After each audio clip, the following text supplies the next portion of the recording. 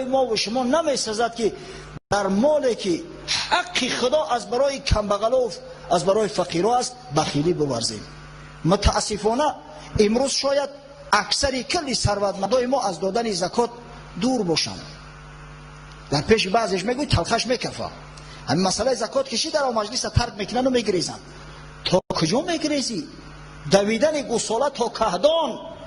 ای برادر عزیز، در حدیث قدسی اومده است که بخاری و مسلم روایت میکنن، پیامبر صلی الله علیه و سلم از خداوند بزرگ روایت میکنه، خدا فرمود یا ابن آدم انفق علیک، ای فرزند آدم تو نفقه کن، تو برای کمبغلا و قشاقا نفقه کن، من بر تو نفقه میکنم، بدل اون مال من برای تو میتم. اون مردایی که اهل صدقه و اهل زکات هستند، آن همین لذت چشیدی.